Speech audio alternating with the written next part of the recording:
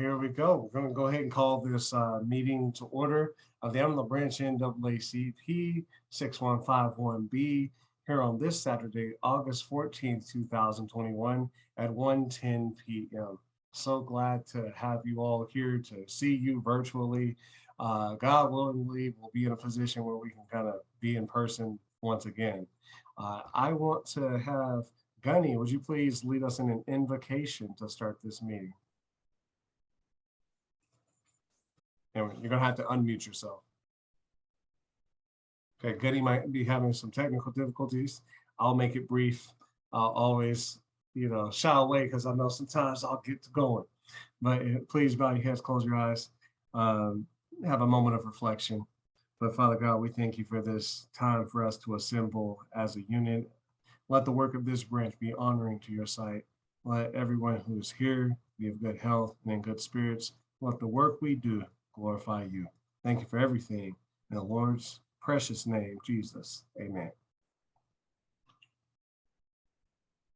All right, moving right on.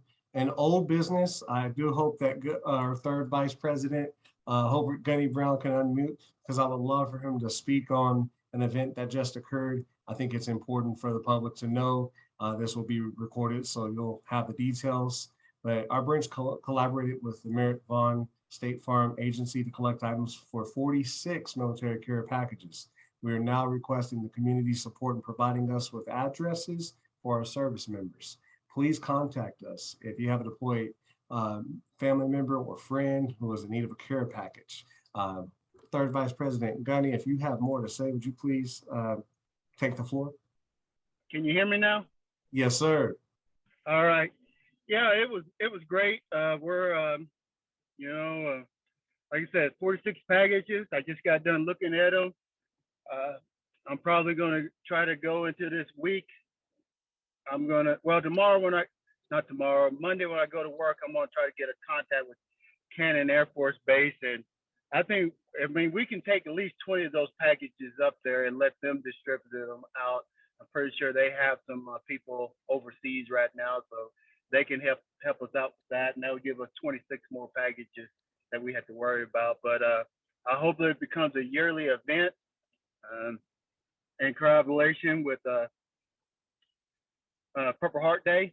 So I'm just glad it was a success. That's all I have to add. Yeah, Gunny, I think on the heels of that, our famous rivalry, I think maybe we ought to get involved with some of the youth and the veterans, especially homeless veterans or at-risk veterans, and let's kick off a sock drive maybe for the month of December for the Army-Navy game. Okay, and I thought we was going to try to collaborate that with Mr. Martinez, but yeah, whatever works best. Yeah, that'd be great. We'll get David and his students. He's on the city council. We'll get everybody who's educated. We'll just reach out to the AISD and see if there's some way we can get the kids involved. It's a saddest shame. I got in a conversation with somebody just the other day about if there was something that you're ashamed of your country that bothers you, and the topic kept coming up of how we treat our veterans, how we have homeless veterans, how we have veterans who are struggling with drug and alcohol. We just kind of throw them away, and that really hit me on a deep end, saying that was the most shameful thing this person could think of about this country. Yeah, I agree with you 100% there. Well, thank you, Third Vice President Gunny Brown. Again, we applaud your efforts to ensure that we are looking out for our deployed service members. We thank you and all of our military members, our First Vice President, Mr. David Lovejoy, and all other members of the branch, like Mr. Whitaker, Mr. Vaughn, Mr. Anthony, who served with distinguished honor representing our country. So we are thankful. Moving on to new business, we have Mary Lou Hazelrig's 5th annual Braids and Fades event at Bones Hooks Park. That will occur on August 15th at 8 a.m. That is tomorrow. It begins at 8. It will run until all the hairstyles are made, and all the backpacks are delivered full of school supplies. But in addition to that, there will be a bit of activism occurring. Our very own second vice president, Ms. Melody Graves, is going to be recording members of the community who are in favor of the North Heights rezoning initiative. If you're unfamiliar with that, I encourage you to please get those details and refer to our social media posts as well as our website for some information. But pretty much there is going to be some action that is anticipated to be taken here pretty soon regarding the North Heights rezoning initiative. And with that, I will say that the Planning and Zoning Commission meeting is going to be held at City Hall on Tuesday, August 16th at 3 p.m. We are expecting City Council to act on the North Heights rezoning initiative during some meeting this month, but the Planning and Zoning Commission is taking the approach of having one piece that has been approved that is going to go before City Council, but that second phase is going to be deliberated and discussed at this upcoming meeting. And whatever that decision may be, may lead to the Amarillo City Council having a vote on that as well. So we are going to ensure that those recordings are made available to our communications press publicity chair, Mr. Bill Glover, and he's going to create a video for us that we're going to disseminate and provide to the community so that they have the ability to share amongst their networks. I know we have Chairwoman Jerri Glover. Do you have anything you wanted to add regarding the planning and zoning Just initiative? a couple of points of clarification. The meeting will be Monday, the 16th. Monday, thank you very At much. 3 o'clock, of course, no worries. I would keep your eyes and ears open for what that's going to look like. It may be that because of the Amarillo level red that they divert that to a Zoom meeting. I am not sure about that, but just keep your eyes and ears open, and any changes I'll try to get to Bill and let him know so that he can let everyone else know, please. Right. The vote for City Council will take place on August 24th at their meeting, and that's for part one. We ended up having to divide it into two parts because the Planning and Zoning Commission felt like one overall presentation was just too much for them to chew on. So we took everything north of the boulevard with just a tiny little bit south on one corner to planning and zoning 3 times. They finally passed something, which was a little bit different than what we had proposed, potentially a lot different depending on what legal has to say about what they offered. And then that's what they will be voting for on the 24th.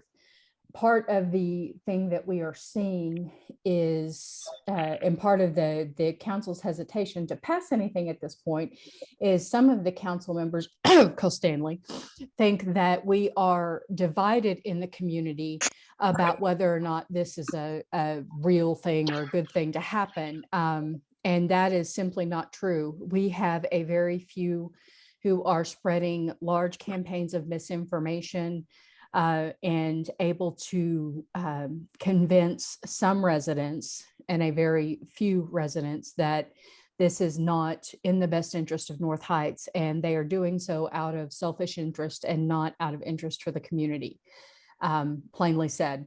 And it's going to get worse with part 2, because that's where the majority of the business, industrial, and so forth comes in. And there's a realtor that insists that we are shrinking pools for his rentals, although he's not been able to rent his building, short of renting it to a nonprofit, which has been a great thing. And if he were doing the right thing, he would continue to do that, but that's neither here nor there. Please forgive my editorials as we go through. And then we have a very few other people, very loud residents. Reverend Brashears, most of us are familiar with him. He is a member of the NAACP, a member of the Legal Redress Committee. He is not in favor of this rezoning effort.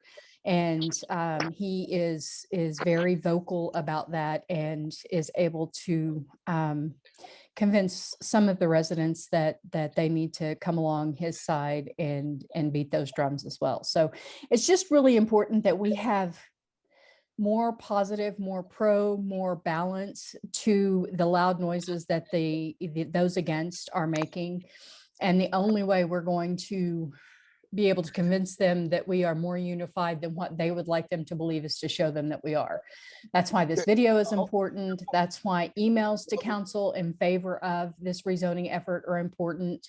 We need city-wide leaders. We need community leaders. We need people with name recognition to reach out to the council and let them know that Dick Ford is sorry, but he's the long straw in the bail or in the group for planning and zoning, that he is not speaking for everyone.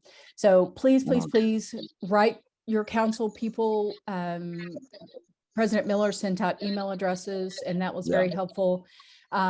Make phone calls, do videos, show up to meetings if you can. And it's hard because they're in the middle of the day and, you know, real people work. So, but, you know, do as much as you can in support of this effort because it's super important. This is the first step to really make an economic and presence change for North Heights.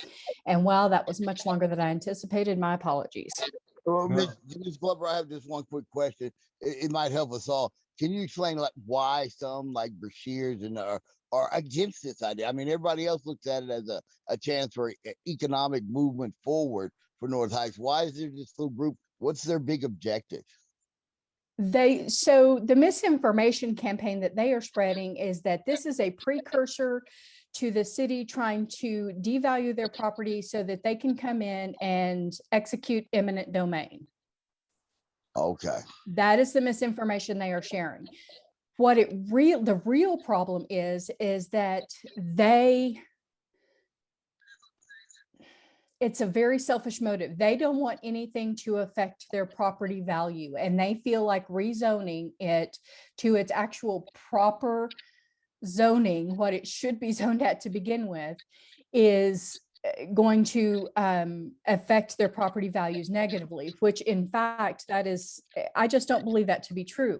Yeah. If you do the research, if you read the economic development publications that are out there, which I have gone and I have read, the economic development organizations will tell you that proper zoning for a community actually raises property value and encourages development in a community because people know the rules they're playing with, right? Yeah. Right now, if you try to do something in North Heights, the rules are so different from anywhere else in town. People walk away and they don't want to play in North Heights because it's a mess.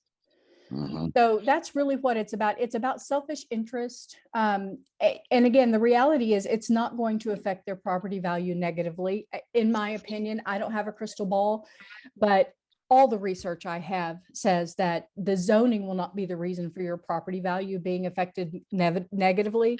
I can't tell you what the economy is going to do. I can't tell you what's happening in Amarillo in 2 years that's going to affect your property value.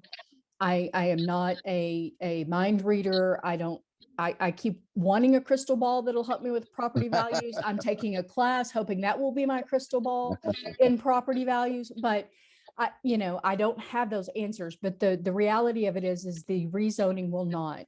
And we have seen so far that individual interest really can be that the commission is paying very close attention to individual interest and not the interest of the community. And right. I will say out loud that George Chapman's property was completely exempt from the rezoning efforts by Dick Ford's motion. Wow. One individual's property was completely exempt. Would you say that also with the rezoning, it would hold property owners and landowners a little bit more responsible for the upkeep and for preservation of their houses, properties, whatever, land spots? So rezoning is not so much about that. That's more building safety and more property, building inspection and property inspections and those kinds of things. Okay. What rezoning, and here's the kicker, right? As long as these people own their property, it will continue to operate under whatever zoning it operates under now. The only change happens when there is a sale of the property that is changing the use of the property. For instance, Reverend Brashears owns a piece of land that is a salvage yard. If he sells that to someone else who is going to operate a salvage yard there, it will continue to be properly zoned as a salvage yard. It does not change. If he sells it to someone who wants to clean it up and operate offices out of there, then that property must be brought up to office code, must be maintained according to those building and safety standards. But that's going to be with anything you do. If you do a permitted change to the building, they are going to require that you bring that building up to current code standards. You can do all the unpermitted changes you want, and maybe not get caught. But if you do any sort of permitted changes, you're going to be required to bring that property up to standards.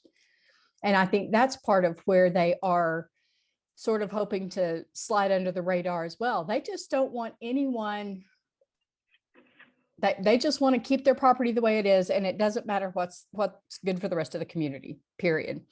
But I think the fact that we are actually spending this much time and actually exempting property owned by one individual that could very well be used for a good, positive, and for him a profitable purpose is criminal.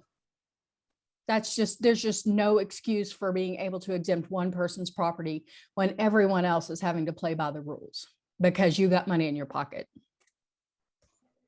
Can I follow up? You mentioned Dick Ford. I know Dick Ford from church. I don't know him well, but I know him well enough to talk to him. So can you tell me what my talking points could be? Well, the talking points are simply this, that the voices of the few individuals should not be allowed to stop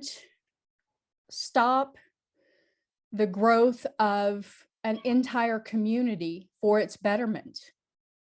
And those are the same arguments I've made to Mr. Ford repeatedly and the rest of his colleagues on the Planning and Zoning Commission, is that they are allowing the voices of the few dictate the economic outcome for the many in North Heights. And it's as simple as that.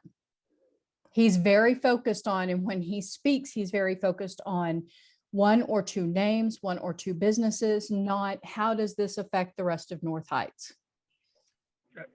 Yeah, this is interesting. I'm preaching tomorrow, and actually I think I might end up changing my sermon now.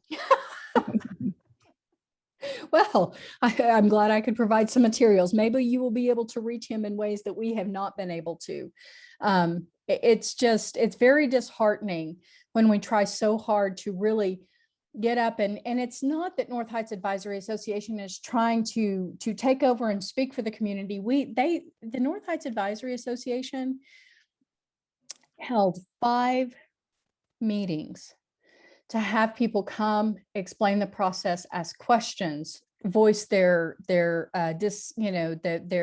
objections. The city has sent multiple letters. We have done outreach. We have made individual calls. We have done absolutely everything that we could for North Heights Advisory Association. And they get up in front of the group and say, the North Heights Advisory Association does not speak for me. And there's 6 of them or whatever. And it's like, well, no, we speak for the community and you're the 6th in minority here, and so it's just really, it's disheartening. The North Heights Advisory Association has been working on this now for 18 months. And it has taken us this long to just get one section passed through P&Z, and it's still the way that Mr. Ford wrote his motion really wouldn't change anything if it's allowed to stand the way he wrote it, which legally I don't think it can, but legal's working on that and we'll see how it comes out. So thank you for asking though. Madam Chairwoman, thank you very much for I'll hush now. No, you're incredible. I'm so glad that we are recording this, and your opportunity that you took to share the information, dispel so many lies. It is so important that we continue to remind members of the community that the loudest voices are seldom the right voices, and that the collective will of the people is going to be the thing that moves us forward. And the progress that has been made and will continue to be made in our city and throughout the great state of Texas and our beloved nation is only going to be able to endure the adversity we face when we decide that we put people over profit, and we remind ourselves that we may not be here to see the results of the things that are put in place today, but our posterity will have the ability to have a greater tomorrow. So thank you so very much for your passionate plea, for articulating the facts regarding North Heights rezoning. I know that between the videos that will be recorded and the letters that we will send to Amarillo City Council members, those emails could be found on amarillo.gov. We're going to make a difference, and we're going to come out in droves through any means that we can to be able to show that regardless of where you live in Amarillo, the vast majority of Amarillo citizens and taxpayers support the North Heights rezoning effort. Because if North Heights doesn't thrive, our community can't thrive. If the barrio doesn't thrive, our community can't thrive. If Eastridge doesn't thrive, our community can't thrive. Every single neighborhood matters in a city this size. No one is going to be neglected. We cannot afford to leave any neighborhood behind. This is going to right the wrongs, the draconian practices of the past. So thank you so much. And I know I don't just speak for myself in this. On behalf of every single concerned citizen in Amarillo, we thank you, the membership of the North Heights Advisory Association, our second vice president, who is the president of the organization, Ms. Melody Graves, and every one of you all foot soldiers who have been in this work from the beginning, not the least of which, of course, is the great Mildred Darden. Does anyone else have anything to say on this matter? We can send those videos to Billy. Yes, and if you have anything you're doing individually, you can send that to him as well and create the video montage, and it will be shared at the appropriate time here pretty expeditiously. I know you can come up with some great material as well. And if you're talking to folks in a barbershop or at a local restaurant, and you can get them to voice their support, the more the merrier. Quick, candid phone interviews would be awesome. Just 10 seconds, people voicing their, their honest opinion. That'd be great. I can splice those together. Right. I'll get on it this week. And thank you, Councilwoman Jerri, for her hard work, and our second vice president, because they put in a lot of hours. And it's the same old thing. You show up to the meeting, it's the same 8 people. But when it's time to put the rubber on the road, all of a sudden the voice of dissent rises up and acts like they weren't informed or didn't have a chance to be informed. So, amen. Every single time. yeah.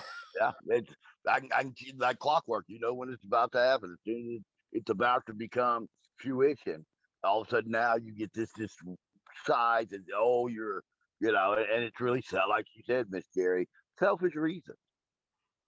Well, on my way home, I got to drive past a certain councilman's house since he lives right down the street from me. I might have to borrow a cup of sugar from him today.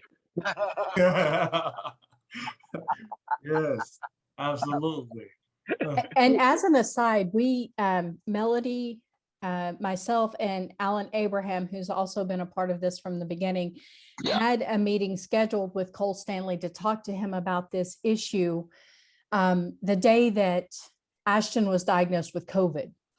And so we rescheduled that meeting because neither Alan nor I felt it was proper for us to go and speak on behalf of North Heights without Melody there. So we have rescheduled that meeting, hopefully to happen this coming Wednesday. And so we will see how that goes. But as long as we can get to him before the vote takes place, Hopefully he will better understand where we're coming from, but that does not take the place of multiple voices via email, video, whatever. It's just, we just have to, gussy up the support. And thank you, everyone.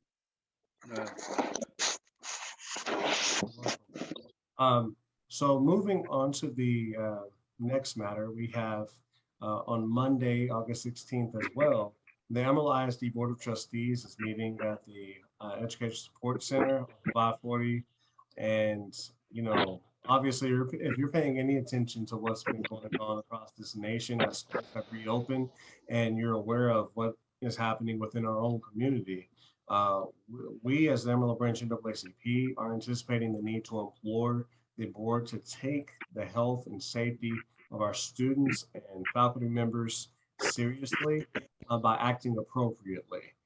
So I would just encourage some direct action from members of the branch and those who support us, and actually writing letters, submitting the board contact form online, showing up to the meeting if you are able to try to encourage those who have the ability to make decisions affecting the health and safety of us all, to do so in a way that preserves the sanctity of life.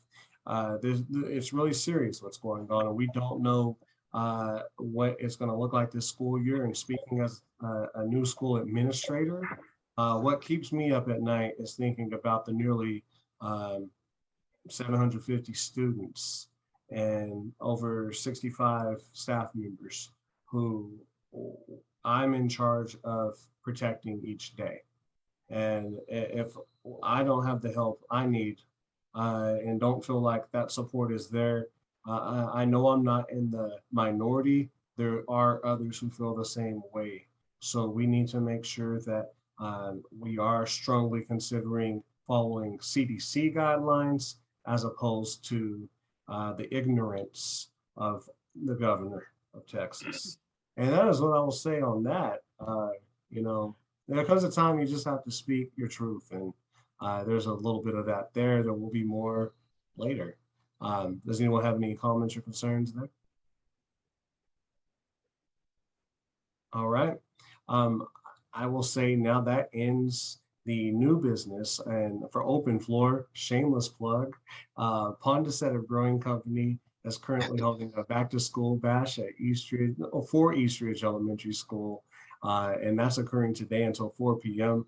I would just encourage you and those who will see this video to please donate school supplies, socks, undergarments, because it is an elementary, or even a cash donation when you arrive to Pondicetta, and it will go to Eastridge Elementary School. And we're so appreciative of Mr. Caleb West and all of his employees and family members and friends who support our efforts in education.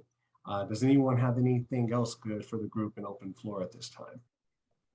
Mr. Vick, if you would please. Yes, my clicker I couldn't unmute. It took a couple of times on my keypad. I apologize for that. No, I wanted to know, Krista and I are interested in serving on committees, particularly like the education committee and what have you.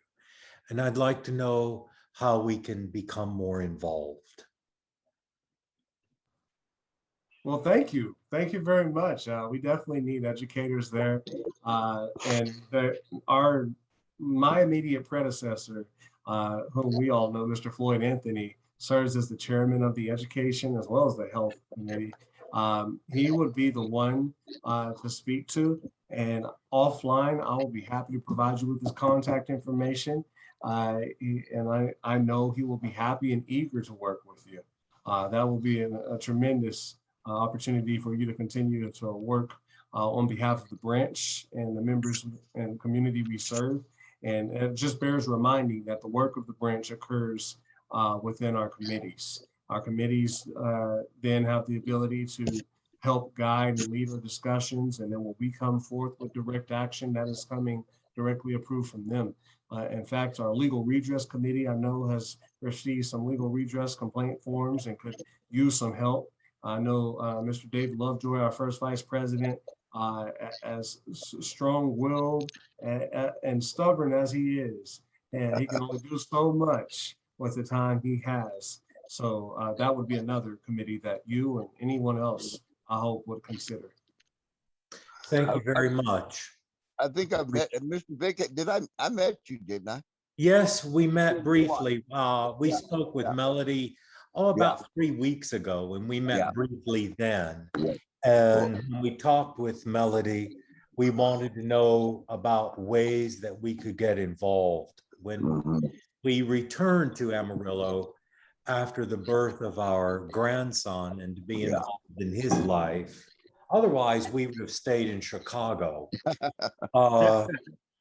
And having been in Chicago and seen a lot of social action, a lot of education activity, Krista and I have marched up and down state and Randolph more times than I care to count. And seeing how community action groups have been involved to improve education there, stop a lot of the things that are happening within or to encourage things to happen in communities surrounding Chicago. We would like to get involved with education. And I will certainly send a letter of support for anything related to the North Heights initiative. It's absolutely essential. Well, Mr. Vick, I want to thank you and your wife for making yourself available. That's the important thing. And we're excited. We're happy you're here, and we'll utilize your skills in whichever way we can. But I just want to say we owe you a debt. We owe a lot of people on this call debt. Kay Peaton with Legal Aid of Northwest Texas with the eviction moratorium, Holbert with veterans, Jerry and Billy. It always amazes me. So many people who are on this call wear 50 million hats, and they're willing to put in all their effort to help in each and every individual area. That's a blessing. Well, I think we owe you a debt of gratitude for allowing us to do this. We feel at times as if we are in a social justice hinterland, particularly compared to what we have seen work and the activity in Chicago and other parts of the country. So it gives us an opportunity to be involved, and we're very grateful for that. And I like to add on to what David just said, sir. We do appreciate the support that you want to give us, and I would like to say this, and I said it on both my interviews for my program the other day. I am a proud member of this NAACP chapter because we are a chapter that works. We are not a chapter of just name in itself. We are a chapter that is out there working. We are out there trying to do good for our community, our city, our county. We are out there working. We are great examples, and I won't go into great details, but I had to put somebody in their place not too long ago about that when they were talking about how we don't do anything.